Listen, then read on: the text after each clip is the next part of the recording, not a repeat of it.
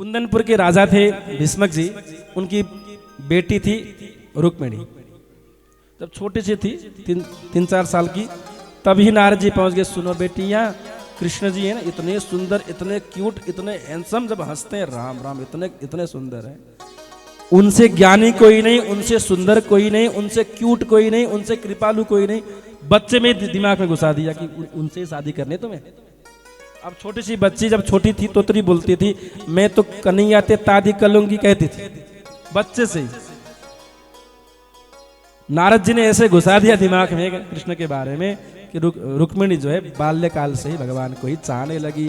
जब बड़ी हो गई, शादी की लायक हो गई, तो उनका भाई था रुक्मी, उसने शादी तय कर दिया अपने मित्र शिशुपाल के साथ। मेरी बहन की शादी तुम्हारे साथ में फिक्स, और शादी कल है, शादी कल है। आज पता चला रुक्मिणी को कि मेरी शादी किसी के साथ हो रही है, शिशुपाल, जिसे वो जानती भी थी पर बहुत नफरत करते थे। बहुत दुष्ट था वो, दिखने में भी बहुत खड़ूस था, खड़ूस।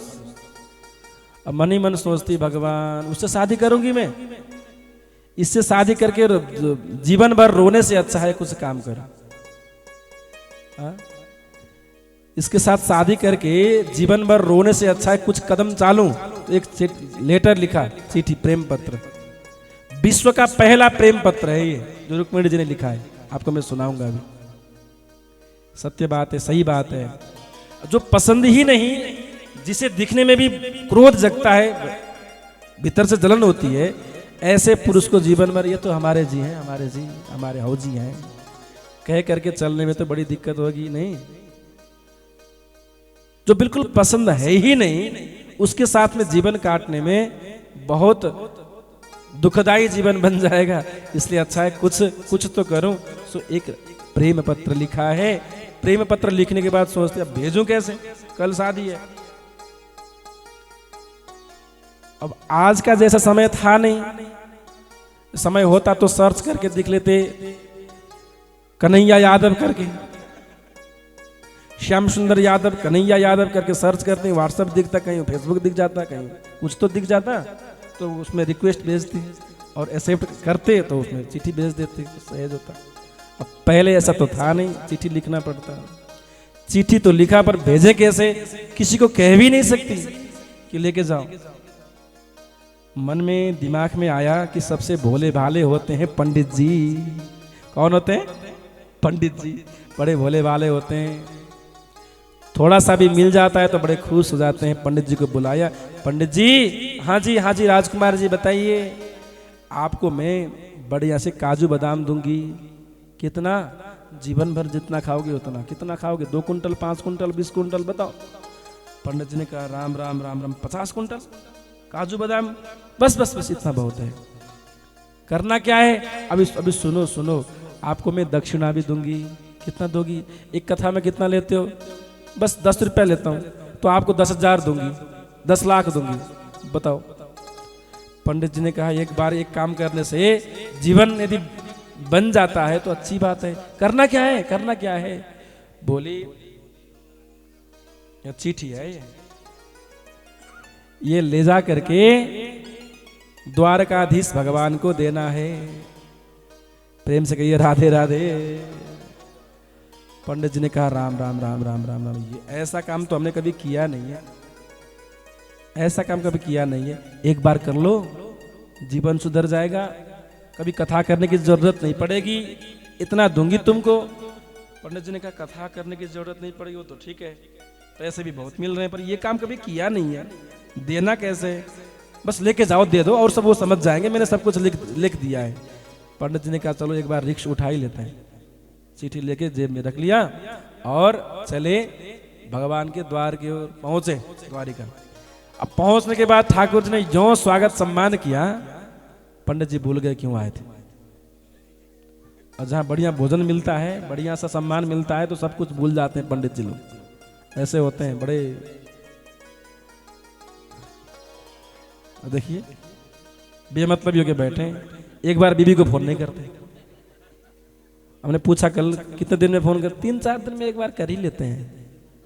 वो राह देख के बैठी, आज 3 दिन हो गए, आज 4 दिन हो गए, आज 5 दिन, आज 6 दिन, आज 7वें दिन आज आएंगे मेरे बुढ़ऊ, और ये यहाँ पे मौज करके बैठे। देखिए बाहर का क्या दृष्टांत दिखाना, अपने पास जो उनका दिखाते हैं। अब दुबरा करके 2-3 किलो घटना चाहिए था, अब और बढ़ गए आके जो शक से खा रहे काजू बादाम, यजमान जी व्यवस्था कर रहे, इतना व्यवस्था की, कम से कम पत्नी की याद में रो रो करके 1 किलो घट जाते तो फायदा ही होता है, और बढ़ गए। कृष्ण कन्हैया लाल की, मतलब ही होते हैं पंडित जी लोग। भगवान ने स्वागत किया, सम्मान किया, चक से खा के बैठ गए। सोने से पहले, बस ठीक सोने से पहले ठाकुर जी ने पूछा, कुछ काम भी था क्या पंडित जी, किस लिए आए थे? ओरे मैं तो काम से ही आया था, भूल गया, कल है कल। भगवान ने कहा कल क्या है? अरे कल है, कल क्या है? अब जो है इसमें देख लो क्या है। भगवान ने जो देखा, ये क्या है? ये है प्रेम पत्र, करके झुक गए पंडित जी, ये प्रेम पत्र है। भगवान ने कहा कब से ये काम शुरू कर दिया तुमने, कथा कहना बंद कर दिया क्या? प्रभु जी कथा क्यों कहूंगा, एक बार ये काम करने से जीवन सुधर जा रहा है, कथा करने की आवश्यकता ही नहीं, आप पढ़ लो बस, मेरा जीवन सेट हो गया। उसके बाद तो है क्या इसमें, प्रेम पत्र है। भगवान ने कहा तुम ही पढ़ लो, पढ़ के सुनाओ। पंडित जी ने कहा ना ना ना, ऐसी अभ्यास नहीं है, हमने कभी न किसी से प्रेम किया है, न प्रेम पत्र पढ़ने की आदत है मेरी, आप ही पढ़ लो अपना प्रेम पत्र। भगवान ने कहा तुम्हारे मुंह से हम शास्त्र भी सुनते हैं, वेद भी सुनते हैं, मंत्र भी सुनते हैं, आरतियां भी सुनते हैं, चलो आज प्रेम पत्र ही सुन लेंगे, सुना दो। अब पंडित जी ने कहा ना ना ना, नहीं सुना पाऊंगा। भगवान ने कहा सुना दो। सो धीरे धीरे से खोल रहे हैं, अरे बहुत क्या लिखा है, चलो पढ़ लेते हैं। सो पढ़ाई की, क्या लिखा था, श्रुत्वा गुणान् भुवन सुंदर शृण्वतां ते निर्विश्य कर्म विवरैर्हरतोऽङ्गतापं रूपं दृशां दृशिमतामखिलार्थलाभं त्वय्यच्युता विशति चित्तम पत्रपं मे। यही लिखा था। क्या लिखा था? श्रुत्वा गुणान्। अरे कन्हैया मैंने आपको कभी देखा नहीं है, बिल्कुल नहीं देखा, पर आप कैसे हो मैंने सुना है। श्रुत्वा मैंने सुना है, आप बहुत सुंदर हो, बहुत अच्छे हो, बहुत कारुणिक हो, बहुत ही हैंडसम हो, इसलिए मैंने मन ही मन आपको पति मान लिया है। श्रुत्वा गुणा, तो श्रुत्वा श्रवण करना मतलब पहली भक्ति, प्रथम भगति संतन कर संगा। संतों के संगत में सुनने को ही तो मिलता है, और क्या मिलता है, और कुछ मिलता है? कथा सुनने को मिलता है। श्रवणम कीर्तनम विष्णु, नवदा भक्ति में सबसे पहला भक्ति है श्रवण करना, तो पहली भक्ति करती है यहाँ पे रुक्मिणी माता। श्रुत्वा मैंने आपके गुणानुवादों को सुना है, आप बहुत सुंदर हो, बहुत ही सुंदर हो। ये प्रभु मैंने तो जन्म से ही, जब से मेरी दिमाग खुली है तब से मैंने आपको ही चाहा है। आ जाओ, आके मुझे भगा के ले जाओ, सब लिखा हुआ था।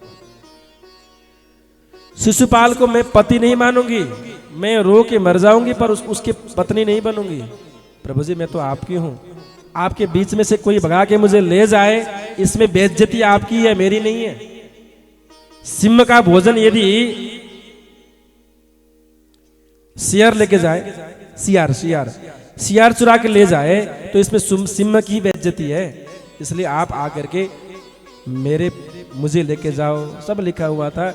इधर से आना, इस रूट से आना, इधर बहुत भीड़ भाड़ रहेगी, इस रूट से आना, मैं मंदिर में रहूंगी, ऐसे ड्रेस पहन के बैठूंगी, और ऐसे आना, इस रूट से जाना है, बिल्कुल इतने बजे आना, यहाँ से ऐसे भागेंगे। सब नक्शा बना करके पूरा तैयार करके भेजा था। भगवान ने कहा अरे राम राम, सब तो ठीक है, पर यहाँ से कुंदनपुर पहुँचने के लिए कितने घंटे लगेंगे? पंडित जी ने कहा कम से कम 18 घंटे। और समय कितना है तो केवल 9 घंटे हैं आपके पास। 9 घंटे में 18 घंटे की दूरी पूरी करनी है। रथ में तुरंत चलो पंडित जी, बैठो रथ में। भगवान जो जंप लगा करके बैठ में गए रथ पे, और ज्यों रथ को चालू किया, चलाना शुरू किया, तो पीछे से आ गए बलराम जी। कन्हैया कहाँ जा रहा है? अब हो गया बात, चलो भैया जी आ गए, अब तो सब खत्म हो गया। कहाँ जा रहे हो कन्हैया? भगवान ने कहा भैया मैं जा रहा हूँ, अभी आ जाऊंगा, अब बैठो मैं आ रहा हूँ। ठीक है वो सब ठीक है, पर जा कहाँ रहे हो? बस वहीं, बस दूर यहीं पे जा रहा हूँ, मैं आ जाऊंगा, आप बैठो। वो तो ठीक है, पर जा कहाँ रहे हो बताओ तो सही। भैया ऐसा है, मैं थोड़ा सा काम से थोड़ा जा रहा हूँ। हाँ काम से जा रहे हो, थोड़ी दूर जा रहे हो, आ भी जाओगे मुझे पता है, पर जा कहाँ रहे हो बताओ। 15 मिनट तो वहीं पे लग गए। पंडित जी ने कह दिया फटाक से, अरे जा रहे हैं, लड़की भगाने जा रहे हैं। भगवान ने कहा पंडित जी तुम भी, तुम्हारे मुंह भी, क्या कहूं। अब भैया को कह दिया, अब रास्ता बंद, अब क्या कहें। भैया ने कहा ठीक है भैया तुम जाओ, अब तुम्हारी बारी भी है, अब इस लायक हो भी गए हो, शादी के लायक हो भी गए हो, जाओ जाके लेकर के आना बहू को।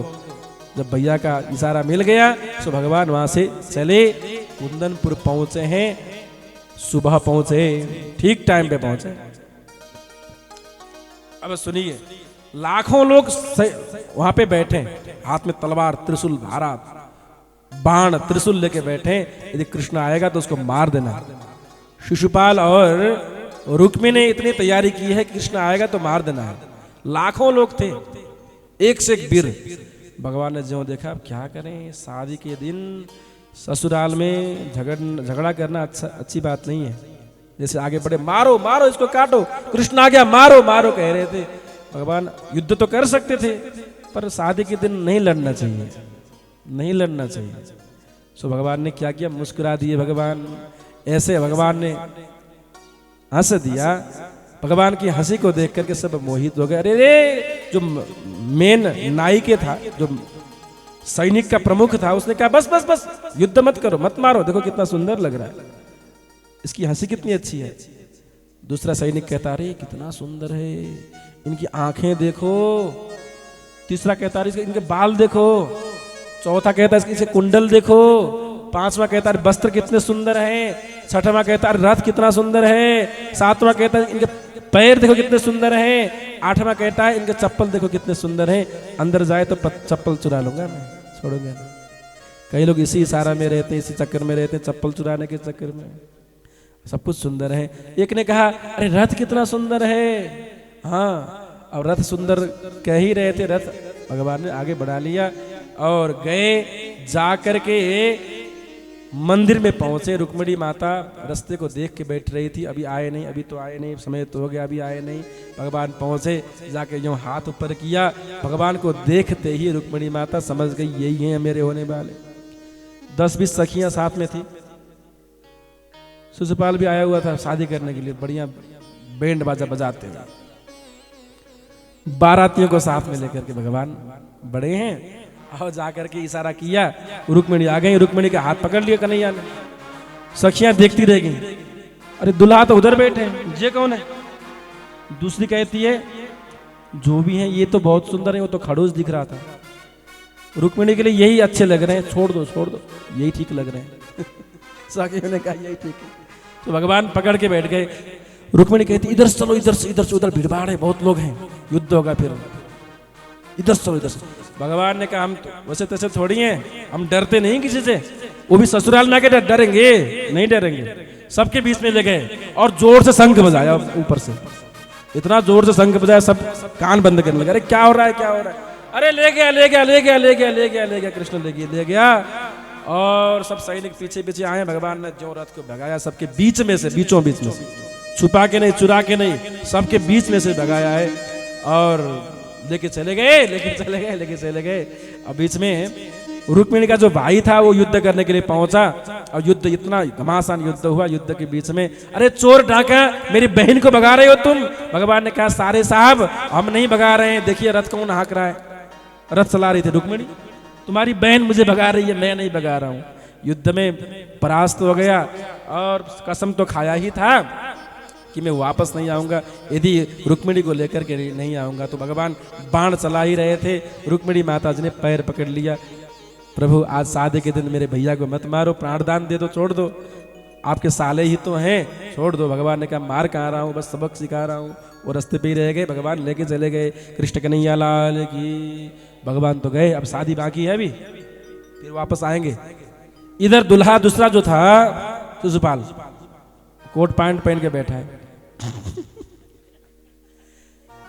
शुरू में तो दहेज क्या है भैया, दहेज में क्या क्या है सब देखो। गाड़ी वाड़ी है कि नहीं? है, सब है। अरे पत्नी को तो देख लेंगे, जीवन भर देखना ही तो है, पहले दहेज देखो बढ़िया।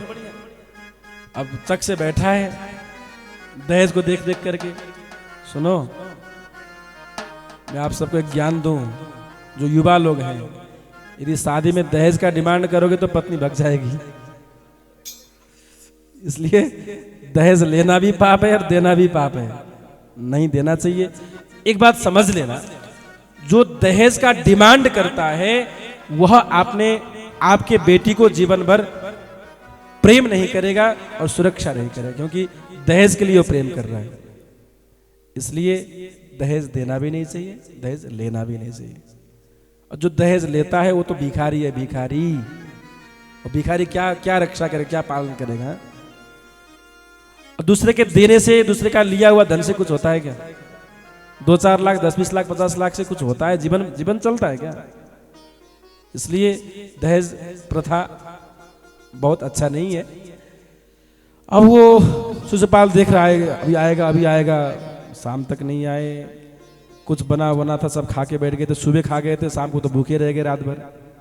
और गांव के लोगों ने कहा जब दुल्हन भग गई तो बारातियों को सम्मान क्या करना है? भग भाई यहाँ से, निकलो यहाँ से। सब गोठ की ओर जाके रात गुजारा किया। एक दिन और बैठ गए। शिशुपाल कहता भैया बैठो, शायद वापस आ जाए, दुल्हनिया को लेके जाएंगे। 2 दिन रह गए भूखे। ऐसी शादी किसी की नहीं हुई होगी। बाराती सब बाराती सब भूखे बैठे जो करके। अरे दुल्हा साहब चलो भाई, और भी लड़की मिलेंगे, वापस चलो। जैसे वापस चले, रास्ते से जाते समय तो खूब बैंड बाजा ठोक के जा रहे थे, तो वापस आए खाली हाथ। तो गांव के लोगों ने पूछा भैया क्या हुआ, कहाँ गई दुल्हनिया? ऐसा ही हुआ। निकल गए। कृष्ण कन्हैया लाल की।